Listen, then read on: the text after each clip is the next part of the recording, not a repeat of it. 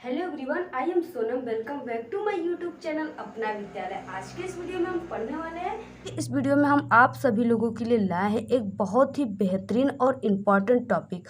वह है कि अगर आप अभी तक कुछ नहीं पढ़े हो तो ट्रिक से बोर्ड परीक्षा में पास कैसे होगे। ठीक है, तो यहाँ पे देखिए, ये जो ट्रिक और टॉपिक है ये सिर्फ जो वीक स्टूडेंट है उनके लिए नहीं बल्कि सभी प्रकार के स्टूडेंट के लिए काफ़ी इम्पॉर्टेंट होने वाला है ये ट्रिक। तो आप लोग वीडियो को बिना स्किप के लास्ट तक देखिएगा, क्योंकि ये रहा बोर्ड एग्ज़ाम की पेपर कॉपी। इसमें से भी हम आपको बताएंगे कि अगर आप कुछ नहीं जानते हो तो ये वाला ट्रिक लगाओ और नंबरों की होगी बारिश। ठीक है, आप किस तरह अगर कुछ भी नहीं पढ़े हो, ये नहीं होता कि जो भी क्वेश्चन आपके बोर्ड एग्जाम में आया हो जरूरी हो कि वो क्वेश्चन का आंसर आपको आता हो। ठीक है, क्योंकि कभी कभी इस तरह अजीब क्वेश्चन भी दे देते हैं, टैलेंट स्टूडेंट होते हैं वो भी इसके आंसर नहीं दे पाते। ठीक है, तो उनके लिए भी ये ट्रिक काफ़ी इंपॉर्टेंट होने वाला है। तो यहाँ पे देखिए, हम आपको इस पेपर कॉपी में भी बताएंगे कि किस तरह क्वेश्चन आता है तो उसके आंसर आप किस तरह लिखोगे। ठीक है, तो यहाँ पे देखिए, आप वीडियो को बिना स्किप किए लास्ट तक देखिएगा, तभी आपको हमारी एक एक बात समझ में आएगी। जो फर्स्ट टॉपिक रहा, ठीक है,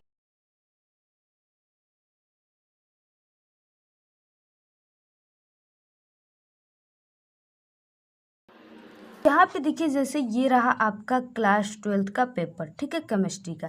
तो ये आपका जो बोर्ड एग्जाम में आता है वो 70 नंबर का आता है और 3 घंटे 15 मिनट आपको समय मिलते हैं। ठीक है, तो यहाँ पे देखिए, प्रारंभ के जो 15 मिनट है वो परीक्षार्थियों को प्रश्न पत्र पढ़ने के लिए निर्धारित है।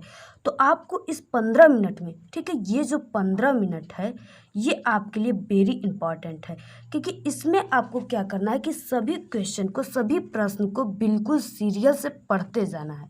ठीक है, तो आप 15 मिनट जब पढ़ लिए तो अगर आप अपने बोर्ड एग्ज़ाम के पेपर कॉपी को 15 मिनट पढ़ रहे हो तो पढ़ने के बाद आपको ये समझ में आ जाएगा कि आपको कितने नंबर के क्वेश्चन आ रहे हैं और किस तरह के क्वेश्चन, कितने नंबर के क्वेश्चन नहीं आ रहे हैं। आप क्या करेंगे कि सभी क्वेश्चन को, ठीक है, जो प्रश्न का उत्तर आता हो सबसे पहले उसको करें। जो प्रश्नों का उत्तर आता हो सबसे पहले उसको करें। तो यहाँ पे आप कहोगे कि मुझे कोई भी टॉपिक प्रश्नों का उत्तर आ रहा है, बट क्या है कि वो आधा ही आ रहा है। ठीक है, उसमें भूल भटक रहे हैं हम, थोड़ा बहुत ही मुझे वो क्वेश्चन का आंसर याद है। तो इसके लिए भी आपको ट्रिक है कि यहाँ पे देखिए, जैसे एक यहाँ पे क्वेश्चन रहा, ठीक है, प्रतिजैविक क्या होते हैं, इनकी 2 प्रतिजैविकों के नाम तथा उपयोग लिखिए। तो यहाँ पे देखिए, जो आपके बोर्ड एग्जाम में क्वेश्चन होते हैं वो स्टेप बाय मार्क मिलते हैं आपको। ठीक है, किस तरह मिलते हैं, अगर आपको पता है यहाँ पे कि प्रतिजैविक क्या होते हैं तो इसके बारे में आप क्या किए, थोड़ा बहुत आपको, थोड़ी बहुत भी याद है, ठीक है, टूटा फूटे शब्दों में भी आपको याद है तो आप उसको राइट कर दीजिए। घबराइए बिल्कुल ना कि आपको नंबर मिलेगा या नहीं मिलेगा, आप उसको लिख दीजिए उसका आंसर। ठीक है, जैसे प्रतिजैविक क्या है तो ये एक प्रकार की औषधि है, तो आप छोटा सा औषधि लिख सकते हो तो 1 नंबर मिलेगा। अगर किन्हीं 2 प्रतिजैविक का नाम तथा उपयोग लिखिए, तो अगर आपको नाम नहीं याद है तो आप मत लिखिए। ठीक है, अगर आपको नाम नहीं याद आ रहा है तो आप मत लिखिए, और इसका उपयोग क्या है तो इसको लिख दीजिए। ठीक है, इसका उपयोग हेल्थ के रूप में किया जाता है। तो आपको 1 और 2, सिर्फ 2 नंबर मिलेंगे और 1 ही नंबर तो नहीं मिलेगा सिर्फ, तो 2, आप 2 नंबर का क्वेश्चन क्यों छोड़ेंगे। आपको छोटा बहुत थोड़ा भी आंसर आ रहा है तो उसका आप लिखने का प्रयास कीजिए। ठीक है, उस क्वेश्चन को छोड़ने का कभी भी प्रयास मत कीजिए। और फिर उसके बाद आपको क्या करना है कि आप जितना भी हो सके आपको इस पेपर का क्वेश्चन, सभी क्वेश्चनों को टच करना है। ठीक है, सभी क्वेश्चनों को आपको, सभी क्वेश्चन के बारे में ज़रूर थोड़ा बहुत लिख देना है, और आप इतना प्रयास करिए कि आप किसी भी क्वेश्चन का आंसर सीरियल से लिखना प्रारंभ करें।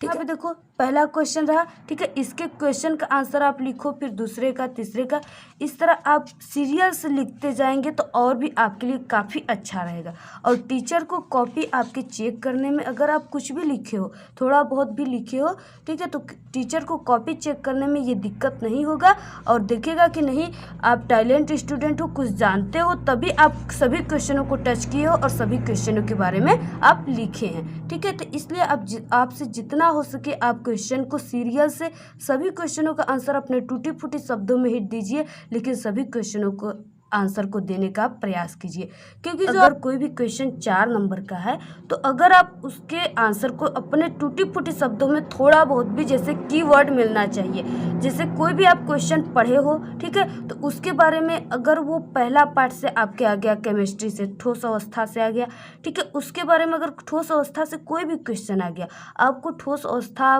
विद्यालय में भी अपने पढ़े होंगे, स्कूल में भी, और अपने से भी कुछ ना कुछ ज़रूर पढ़े होंगे, क्योंकि आप साइंस लिए हो, साइंस के स्टूडेंट हो, ठीक है, तो आप थोड़ा बहुत ज़रूर स्कूल जाते हो, कॉलेज जाते हो, तो पढ़ते तो ज़रूर होगे।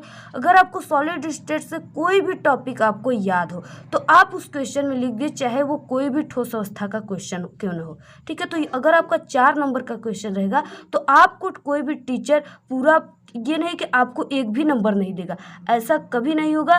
फुल गारंटी है कि 2 नंबर आपको 4 नंबर में से ज़रूर देगा। अगर आप बिल्कुल कुछ भी नहीं जानते, अगर आप अपने बोर्ड एग्ज़ाम में फेल हो रहे हो, अगर इस तरह के लिख दिए 2 नंबर आपको मिलता गया, इसी तरह आप सभी क्वेश्चन के आंसर को अगर थोड़ा बहुत ऐसे करके अपने टूटी फूटी शब्दों में ही लिख देंगे, सिर्फ कीवर्ड मिलना चाहिए, तो आप क्या होगे कि आपको पास ही नहीं बल्कि एक अच्छे मार्क्स लाओगे, और डूबने वाले को तिनके की सहारा होती है, ठीक है। तो आप किसी भी क्वेश्चन को बिल्कुल ना छोड़ें, उसको करने की अपनी फुल प्रयास करें और उस क्वेश्चन को करें। फिर उसके बाद नेक्स्ट रहा कि सभी प्रश्नों के आंसर आपको देना बिल्कुल ज़रूरी है, ये तो हम क्वेश्चन के दौरान ही बता दिए। फिर उसके बाद आपको क्या करना है कि जैसे आपका फर्स्ट पेज है, ठीक है, कोई अगर फर्स्ट पेज पे आप क्वेश्चन आंसर लिखना स्टार्ट करते हो तो आपको बिल्कुल ध्यान से लिखना है और अच्छे थोड़ी राइटिंग में लिखना है। अगर आपकी राइटिंग थोड़ी पुअर है तो आप क्या करिए कि अपने 2 वर्डों के बीच में एक पेन का जगह दे दीजिए, ठीक है। एक पेन का अगर आप गैप देकर कोई भी आंसर लिखते हो तो वो काफ़ी सुंदर और आकर्षक दिखेगा। और आपका ये प्रयास होना चाहिए कि आपकी जो पहली पेज है उस पर कहीं भी कट पिट वगैरह नहीं करना है, ठीक है, बिल्कुल साफ साफ अच्छे से लिखना है और थोड़ी राइटिंग अच्छे करके। तो आपका जो होगा, टीचर जो होते हैं वो आपके कॉपी के पहले ही पेज से आपकी टैलेंटता की पहचान कर लेते हैं, ठीक है, कि अगर आप ज़्यादा कट पिट किए रहोगे और राइटिंग पुअर रहेगी तो अगर आप आंसर सही, तो वो क्या कर देगा, आपके 4 नंबर की कोई भी क्वेश्चन रहेगा तो उस पर आपको 2 ही नंबर देगा। आप क्यों नहीं अच्छे लिखे हो, ठीक है, पूरी आपकी आंसर सही क्यों ना हो। इसलिए आपको जो पहला पेज है उसकी शुरुआत आपको काफ़ी अच्छे से करना है।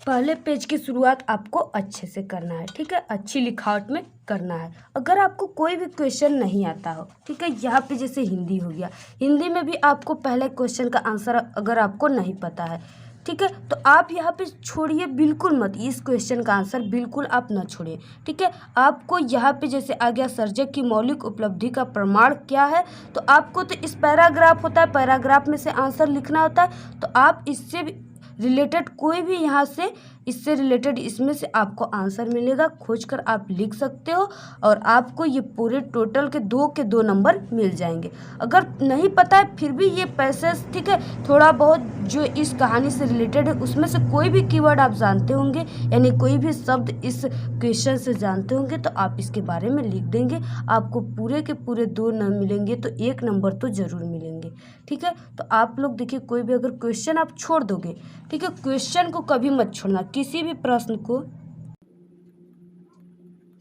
देखिए, कुछ स्टूडेंट होते हैं जो कि बड़े बड़े क्वेश्चन को देखकर अपने बोर्ड एग्जाम में घबरा जाते हैं और वो उस क्वेश्चन को छोड़ देते हैं, ठीक है, पढ़ते हैं और उनको वो क्वेश्चन का आंसर नहीं आता तो वो क्या कर देते हैं, उस क्वेश्चन को बिल्कुल छोड़ देते हैं। इसी तरह अगर आप इसी तरह छोड़ दोगे तो आपको एक भी नंबर टीचर देने का उसमें चांस ही नहीं रहेगा, तो आपको देगा कैसे, आपको एक भी नंबर नहीं मिलेगा। अगर आप उस क्वेश्चन के आंसर को, ठीक है, अगर आप पहले पार्ट से रिलेटेड है तो उसमें से कोई भी क्वेश्चन आया हो, लेकिन आपको पहले पार्ट से कोई भी टॉपिक याद हो, तो आप उसमें अगर राइट कर दोगे तो जो टीचर होते हैं उनको भी नंबर देने की चांस आपको बढ़ जाती है, क्योंकि टीचर कभी नहीं सोचता कि कोई भी स्टूडेंट फेल हो, ठीक है। तो यहाँ पे आप अगर लिख दोगे, थोड़ा बहुत भी आंसर लिख दोगे, तो आपको अगर 4 नंबर की क्वेश्चन रहेगी तो आपको 2 नंबर ज़रूर मिलेगा, तो आप लोग क्वेश्चन को छोड़ने का प्रयास बिल्कुल ना करें। अगर आप किसी भी प्रश्न का उत्तर लिख रहे हैं